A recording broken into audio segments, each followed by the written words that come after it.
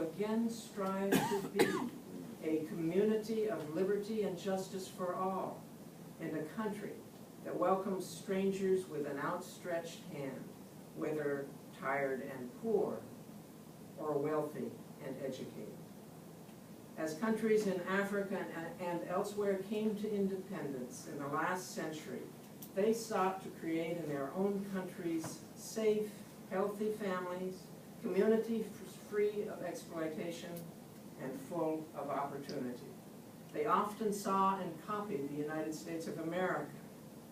Support for families and children, for health and the nurture of all to be good citizens is a basic tenet of the American dream. We must not forget. Each wave of immigrants has contributed to a flourishing, fair, and free America, following the dreams on which it was founded. Like our forebears, current immigrants deserve to be treated with dignity and respect, and to be valued for their diligence, hard work, and ongoing contributions to their communities. Rules for immigration can and should be discussed to improve our past policies and practices. The basic principles proposed by Mark can produce a needed civility and starting point for our leaders to craft an immigration policy that is fair to those already here, fair to those seeking to come, and beneficial to our communities, the state, and the nation. I urge us all to contribute in positive ways to help this happen. Thank you.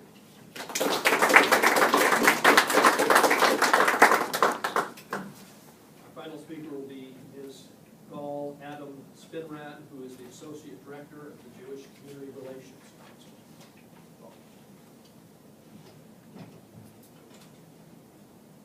Thank you. Appreciate your including us as a table of folks.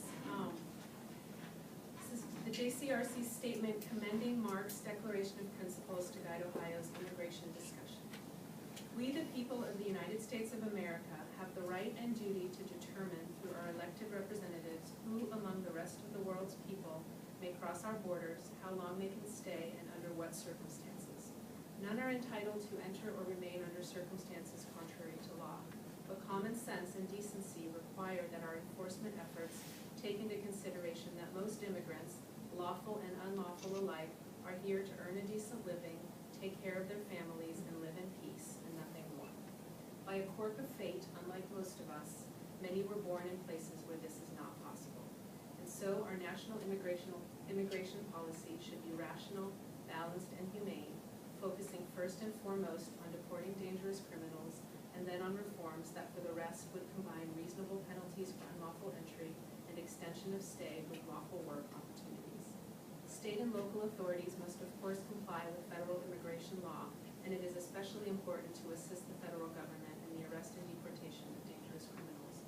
But no good purpose is served in using our limited state and local public safety resources against residents who might be here unlawfully, but who are otherwise living peaceful and productive lives. Such efforts are likely to be counterproductive, as resources are diverted from fighting serious crime, and lawful immigrants feeling unwelcome go elsewhere, and we lose the benefits of their investments and innovations. We commend Mark for crafting principles that we believe will help guide us in the right direction.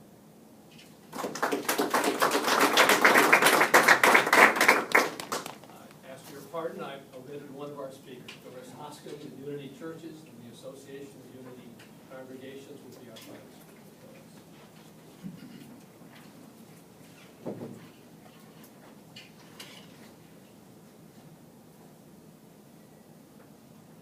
Good morning.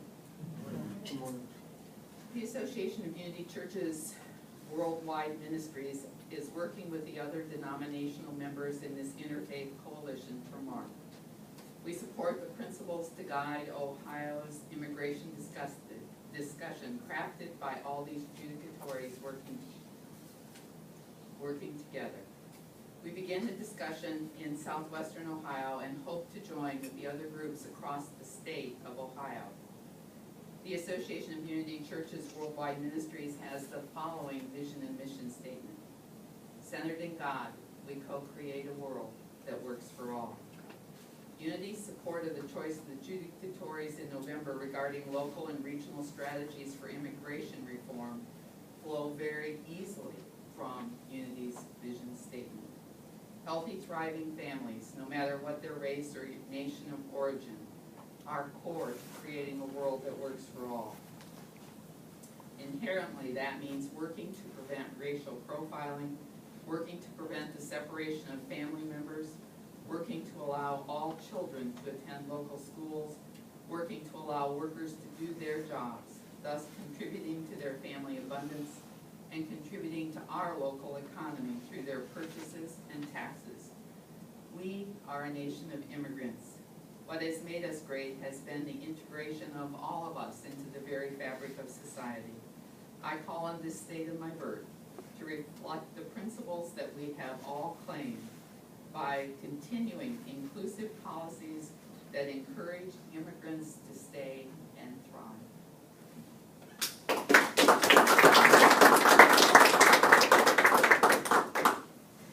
The statements you've just heard, along with the principles, will be sent to the Ohio State Attorney General. We think that's an appropriate government official to receive them.